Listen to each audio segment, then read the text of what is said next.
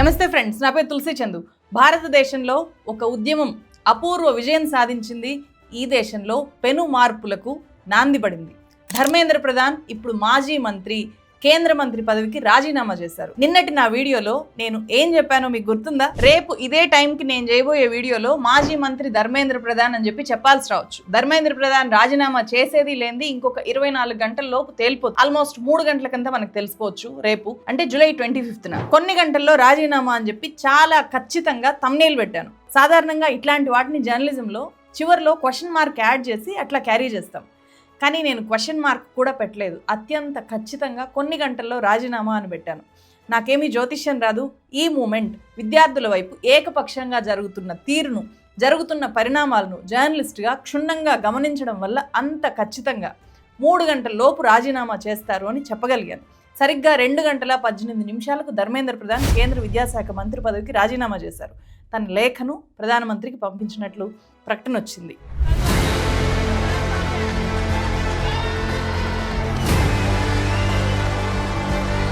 Wow, ఏం గెలుపిది! దేశంలోని విద్యార్థులు గెలవడం, ప్రజలు గెలవడం అంటే ఇది.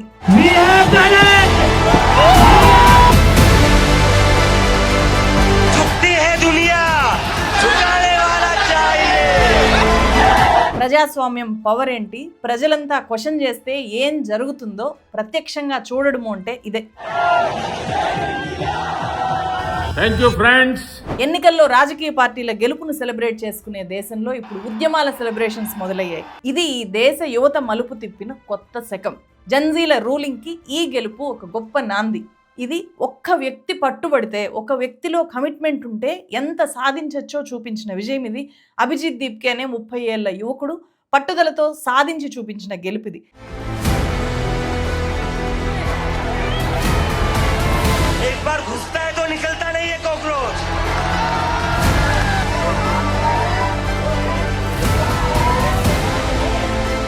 విద్యార్థుల కోసం పనిచేస్తున్న యాక్టివిస్ట్ ఇంజనీర్ సోనం వాంగ్చుక్ ప్రాణాలను పణంగా పెట్టి సాధించిన విజయం ఇది. Congratulate the nation. It's a victory of democracy and we should all cherish it. At the same time, I thank and congratulate the whole young generation, the Gen Z. ఈ గెలుపును మన దేశ ప్రతిపక్ష పార్టీలు సెలబ్రేట్ చేసుకుంటూ ఉండొచ్చు. కానీ ఇది రాజకీయ పార్టీలు సాధించిన విజయం ఏమాత్రం కాదు. వాళ్ళు ఈ ఉద్యమం నుంచి స్ఫూర్తి పొందుంటారు, ఈ ఉద్యమం నుంచి పాఠాలు నేర్చుకుని ఉండుంటారు.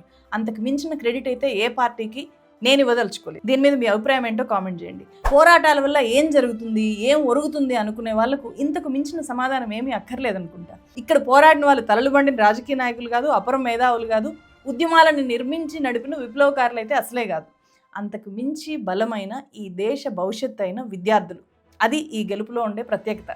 ప్రజాస్వామ్యం ఎంత అందంగా, ఎంత అద్భుతంగా ఉంటుందో ఇవాళ ఈ దేశం నిజంగా అనుభూతి చెందింది. దేశ ప్రజలు అనుభూతి చెందారు.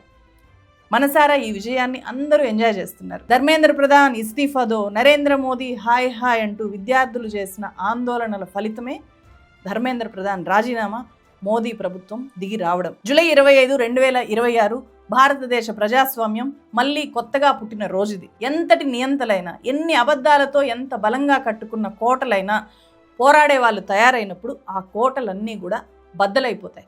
నియంతల తలపోగరు కూలుతుంది అనడానికి ధర్మేంద్ర ప్రధాన్ రాజీనామాను మించిన బెస్ట్ ఎగ్జాంపుల్ ఏమీ ఉండదు. కాక్రోచ్ జనతా పార్టీ అనే ఈ పేరుతో పొలిటికల్ వ్యవస్థ మీద, న్యాయ వ్యవస్థ మీద ఒక సెటైరికల్ ఆన్లైన్ మూమెంట్ స్టార్ట్ అయ్యి కేవలం 70 రోజులైంది రోజుకి. సో ఈ 70 రోజుల్లో ఇంత పెద్ద విజయాన్ని ఈ మూమెంట్ సాధించగలిగింది. మే 15న supreme court chief justice Suryakant Sharma ఈ దేశ యువతను కాక్రోచ్లు అండ్ పారాసైట్లు అని చెప్పి హేళన చేసి మాట్లాడితే, మే 16వ తేదీన అభిజిత్ దీప్కే అమెరికా నుంచి ఈ కాక్రోచ్ జనతా పార్టీ అనే సోషల్ మీడియా హ్యాండిల్స్ని మొదలుపెట్టారు. బీజేపీ మీద తిరుగుబాటు ధోరణితోనే ఆన్లైన్ పేజెస్ స్టార్ట్ చేశాడు అభిజిత్ దీప్కే. ఈ 70 రోజుల్లో ఏం జరిగింది ఉద్యమం. మే 12న నీట్ పేపర్ లీక్ అయింది అని చెప్పి ఎగ్జామ్స్ క్యాన్సిల్ చేస్తే 22 లక్షల మంది షాక్ తిన్నారు విద్యార్థులు. వేలాది మంది రోడ్ల మీదకి వచ్చారు. అప్పటి నుంచి విద్యార్థుల ఆత్మహత్యలు మొదలయ్యాయి. కానీ కేంద్రం మాత్రం నీట్ లీక్స్ బాధ్యతలు తీసుకోలేదు. అలా నీట్ లీక్స్ ఇష్యూ అనేది కాక్రోచ్ జనతా పార్టీ ఇమీడియట్ ఇష్యూగా మారింది. అంతేగాని ఈ పార్టీ పుట్టడం అనేది నీట్ ఉద్యమం కోసం మాత్రమే పుట్టలేదు. ఇదే 70 రోజుల్లోనే కాక్రోచ్ జనతా పార్టీని మిలియన్ల కొద్ది యువత ఫాలో అవడము, ముఖ్యంగా నీట్ విద్యార్థులు ఫాలో అవడము జరిగింది. అభిజిత్ దీప్కేను బీజేపీ అభిమానులు వేధించడము, సోషల్ మీడియా హ్యాండిల్స్ హ్యాకింగ్, అతను అమెరికా నుంచి ఇండియాకు వచ్చి మాట్లాడాలి అని చెప్పి సవాలు చేయడము. ఈ క్రమంలో జూన్ 6వ తేదీన అభిజిత్ దీప్కే ఇండియాకి రావడము, ఒక్క నిమిషం కూడా లేట్ చేయకుండా డైరెక్ట్గా జూన్ 6నే జంతర్ మంతర్లో ఫస్ట్ గ్రౌండ్ ప్రొటెస్ట్ చేయడము జరిగాయి. అంటే క్షేత్రస్థాయి ఉద్యమం మొదలైంది జూన్ 6న మాత్రమే, 2 months కూడా కాలేదు. ఈ ఉద్యమానికి రకరకాల రాజకీయ పార్టీలు తర్వాత కాలంలో సపోర్ట్ ఇచ్చినా డే 1 నుంచి విద్యార్థులతో ఉద్యమంలో నిలబడ్డ వ్యక్తి, ఏకైక శక్తి సోనం వాంగ్చుక్ మాత్రమే. అలా నిలబడ్డందుకు వాంగ్చుక్ని దేశద్రోహి, చైనా ఏజెంట్ అన్నారు. సో ఆయన గురించి మాట్లాడిన వాళ్ళని కూడా దేశద్రోహులు అన్నారు. ఆయన తీసుకున్న నిరాహార దీక్ష నిర్ణయం యావత్ దేశంలో విద్యార్థులకు ఒక ఎమోషన్గా మారింది. సోనం వాంగ్చుక్ ఆరోగ్యం క్షీణించిన కొద్దీ, ఆయన వెయిట్ లాస్ అవుతున్న కొద్దీ ప్రభుత్వం మీద యువతలో నమ్మకం కూడా లాస్ అవుతూ వచ్చింది. మోదీ గవర్నమెంట్ ఈ దేశ విద్యార్థుల్ని ఎంతగా నెగ్లెక్ట్ చేసింది, ఏ స్థాయిలో విద్యా వ్యవస్థను సర్వనాశనం చేస్తోంది అని చెప్పి అంతా మాట్లాడుకోవడము, ప్రశ్నించడము మొదలుపెట్టారు. క్రమంగా విద్యార్థుల్లో భయం అనేది పూర్తిగా మాయమైపోయింది. భయం కనిపించట్లేదు.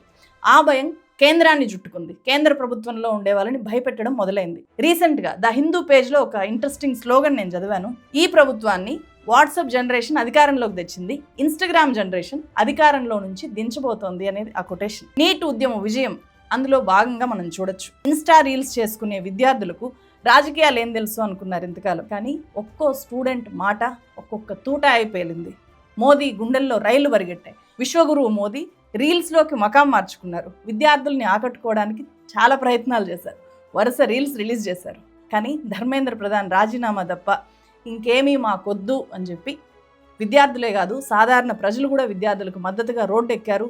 దేశమంతా జనం కోసం రోడ్ల మీదకి వచ్చి విద్యార్థులకు బాస్టగా నిలబడ్డాక ఆ హోరులో విద్యార్థులు దేశంలో మోస్ట్ పవర్ఫుల్గా మారారు. మోస్ట్ పవర్ఫుల్ అనుకున్న కేంద్ర ప్రభుత్వం కాళ్ళబేరానికి వచ్చింది. ప్రతిపక్షాలు కూడా వంచలేకపోయిన మోదీ మెడలు వంచి ధర్మేంద్ర ప్రధాన్తో రాజీనామా చేయించారు. అయితే ఈ మొత్తం ఉద్యమంలో తెలుగు వాళ్లకు చాలా పెద్ద లోటు ఒకటి ఉంది. ఆంధ్రప్రదేశ్లో ప్రతిపక్ష పార్టీ అయిన వైఎస్ఆర్సీపీ కానీ, రాష్ట్రంలో అధికారంలో ఉండే జనసేన అండ్ టీడీపీ ఈ మూమెంట్లో ఎక్కడా కూడా కనిపించలేదు. విద్యార్థులతో వాళ్ళు లేరు.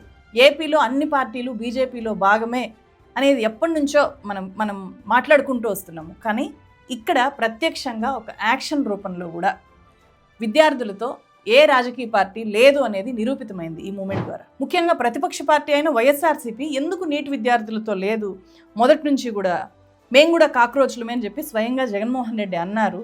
అన్న తర్వాత కూడా ఈ మూమెంట్లో ఎందుకు భాగస్థులు కాలేకపోయారు, ఎందుకు విద్యార్థులకు మద్దతు ప్రకటించలేకపోయారు? ఇప్పటికైనా ఏపీలో ఉండే రాజకీయ నాయకులు, రాజకీయ పార్టీలు కళ్ళు తెరవాలి. మత రాజకీయాలను ఈ జనరేషన్ తిరస్కరిస్తుంది. వాళ్లకు మత రాజకీయాలు కాదు కావాల్సింది, వాళ్ళకు భవిష్యత్తు కావాలి, వాళ్ళకు దేశం డెవలప్ అవ్వడం కావాలి, వాళ్ళ కెరియర్స్ కావాలి, వాళ్ళకు ఉద్యోగ అవకాశాలు కావాలి, అండ్ వాళ్ళకు అకౌంటబిలిటీ కావాలి. పొలిటీషియన్స్ అకౌంటబుల్గా ఉండడం కావాలి. వీటికి మాత్రమే వాళ్ళు ప్రయారిటీ ఇస్తారు. కాబట్టి మతాలను అడ్డం పెట్టి రాజకీయాలు చేసే వాళ్ళకి ఖచ్చితంగా క్రమంగా వ్యతిరేకత పెరుగుతుంది. ఈ సందర్భంగా నీట్ మూమెంట్లో పాల్గొన్న విద్యార్థుల దగ్గర నుంచి అయినా ఏపీలో ఉండే రాజకీయ పార్టీలు కొంచెం ధైర్యాన్ని, కొన్ని వెన్నెముకల్ని అప్పుగా తెచ్చుకోవాలి అని చెప్పి నేను రిక్వెస్ట్ చేస్తున్నాను. లేదంటే ఏపీ విద్యార్థులకు ఎక్కువ నష్టం జరుగుతుంది ఈ రాజకీయ పార్టీల వల్ల, ఈ రాజకీయ వ్యవస్థ వల్ల. నీట్ మూమెంట్ అద్భుతమైన విజయాన్ని సాధించింది. జంతర్ మంతర్ నుంచి విద్యార్థులందరూ సేఫ్గా వెళ్ళండి, ఈ ఉద్యమం విజయవంతంగా ముగిసింది అని చెప్పి ఇద్దరు కేంద్ర మంత్రులు జేపీ నడ్డా అండ్ జితేంద్ర సింగ్తో కలిసి అభిజిత్ దీప్కే టీం ప్రకటన చేసింది. The Cockroach Janata Party declares that we withdraw the agitation in good faith and understanding that the agreed upon terms will be executed within the agreed upon timelines. ఈ ఉద్యమం అయితే అద్భుతమైన ఫలితాన్ని ఇచ్చింది. Next ఏంటి మరి? సీజేపీ నెక్స్ట్ ఏం చేయబోతోంది? ఇంతటితో కాక్రోచ్ జనతా పార్టీ పని అయిపోయినట్లేనా? అస్సలు కాదు. కాక్రోచ్ జనతా పార్టీ టేకప్ చేసిన ఫస్ట్ ఇష్యూ మాత్రమే నీట్ విద్యార్థుల సమస్య. సో ఈ సమస్య కోసమే పుట్టలేదు. నేను ఇందాకే చెప్పాను, వరుస లీకేజీలకి అకౌంటబిలిటీలో భాగంగా ధర్మేంద్ర ప్రధాన్ రాజీనామా చేయాలి అనేది కాక్రోచ్ జనతా పార్టీ టేకప్ చేసిన ఇష్యూ, ఫస్ట్ ఇష్యూ. ఇప్పుడు ముగిసింది నీట్ ఉద్యమం మాత్రమే, కానీ కాక్రోచ్ జనతా పార్టీ ఇలానే కొనసాగుతుంది. నెక్స్ట్ వేరే ఇష్యూని టేకప్ చేస్తుంది. నెక్స్ట్ టేకప్ చేసే ఇష్యూ అత్యంత కీలకమైన ఇథనాల్ ఇష్యూ కావచ్చు అనేది మనకు అంటే కొన్ని కామెంట్స్ కొంతమంది మాటలు చూస్తే అర్థమవుతుంది. ఈ 75 కానీ ఈ 100 సమస్య అనేది దేశంలో కోట్లాది మంది ఎదుర్కొంటున్న సమస్య. బలవంతంగా దేశ ప్రజల మీద ఇథనాల్ బ్లెండింగ్ని పెట్రోల్లో బ్లెండ్ చేసి ఇథనాల్ని రుద్దడం వల్ల వెహికల్ ఇంజన్స్ పాడవుతున్నాయి అని చెప్పి పెద్ద ఎత్తున విమర్శలు అండ్ సోషల్ మీడియాలో నేరుగా గవర్నమెంట్ని క్వశ్చన్ చేయడము, ఇదంతా ఈ చర్చ చాలా రోజుల నుంచి జరుగుతుంది. లక్షల కోట్ల రూపాయల నష్టం జరుగుతుంది అనే ఆందోళన ఉంది.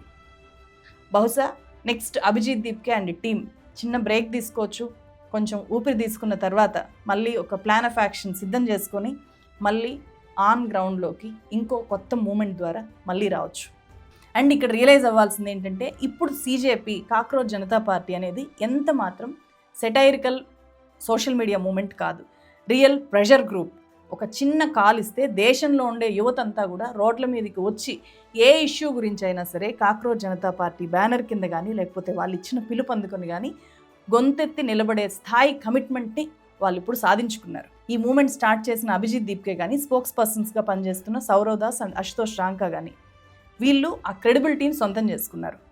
వీళ్ళ ప్రత్యేకత, వీళ్ళు బాగా చదువుకున్న వాళ్ళు, మత విద్వేషాలకు వ్యతిరేకంగా బలమైన స్టాండ్ తీసుకున్న వాళ్ళు, అందరినీ ఏకం చేసిన వాళ్ళు, మరీ ముఖ్యంగా రాజ్యాంగాన్ని, అంబేద్కర్ను, కాన్షీరామ్ను, భగత్ సింగ్ని, మహాత్మా గాంధీని ప్రేరణగా తీసుకొని ముందుకెళ్తున్న వాళ్ళు.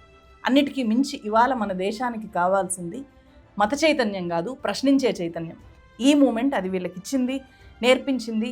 మొత్తం యువత అంతా కూడా దాన్ని పంచుకున్నారు.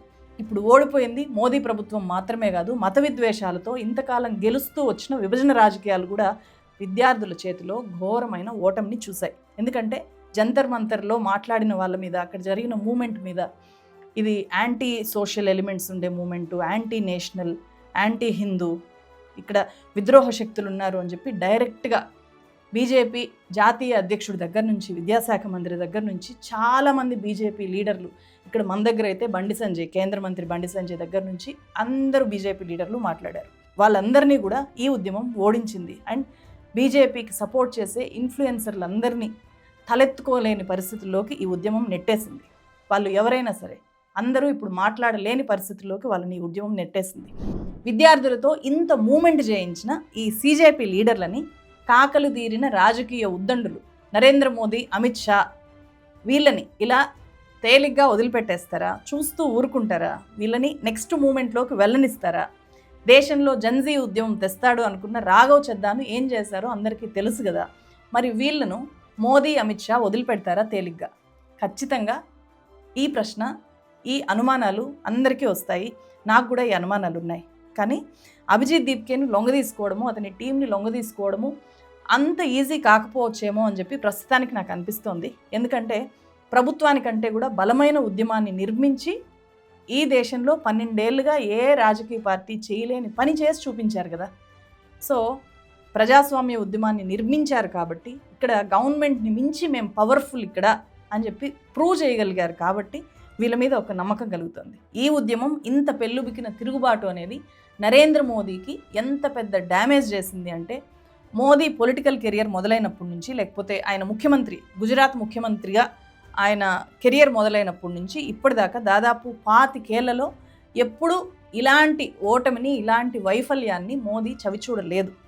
ఈ రకంగా ఏ మంత్రిని కూడా ఒక ప్రజాందోళన వల్ల ప్రెషర్కి లోనయ్యి రాజీనామా చేయించలేదు. గతంలో మీటూ మూమెంట్ అప్పుడు ఒక మంత్రితో రాజీనామా చేయించారు. అయినా సరే ఇది డిఫరెంట్. సో మీటూ ఉద్యమం ఈ స్థాయిలో జరగలేదు కాబట్టి ఇది కంప్లీట్గా ప్రజల్లో నుంచి, ప్రజలందరి నుంచి వచ్చిన మూమెంటు. దానివల్ల ధర్మేంద్ర ప్రధాన్ చేసిన రాజీనామా. ముందు ముందు ఇంకా చాలా పరిణామాలు మన దేశంలో జరుగుతాయి. కానీ అవి రాజకీయాల కోసం కాకుండా కేవలం దేశ ప్రగతి కోసం, విద్యార్థుల భవిష్యత్తు కోసం మాత్రమే జరిగితే చాలా బాగుంటుంది. విద్యార్థుల లక్ష్యం అదే కావాలి. ఈ మూమెంట్లో భాగమయ్యే వాళ్ళ అందరి లక్ష్యం కూడా అదే కావాలి. అలాంటి విద్యార్థి ఉద్యమాలకు, ప్రజాస్వామ్య ఉద్యమాలకు మద్దతుగా నేను, నా టీం నిరంతరాయంగా ఇంతే కమిట్మెంట్తో పనిచేస్తాం. మీ సపోర్ట్ ఎప్పుడు ఉండాలి అని కోరుకుంటున్నాను. మరో వీడియోతో మళ్ళీ కలుస్తాను. దీని మీద మీ అభిప్రాయాలని కామెంట్ చేయండి అండ్ ఈ వీడియో ఎక్కువ మందికి షేర్ చేయండి. Thank you so much. Hindu Muslim की राजनीति, हिंदू मुस्लिम की राजनीति, इनको सुनाई देनी चाहिए ये आवाज कि अब ये देश हिंदू मुस्लिम की राजनीति पर नहीं बैठेगा। इस देश का युवा हिंदू मुस्लिम की राजनीति के झांसे में नहीं आएगा। इस देश का युवा शिक्षा की बात करेगा, इस देश का युवा भविष्य की बात करेगा, रोजगार की बात करेगा।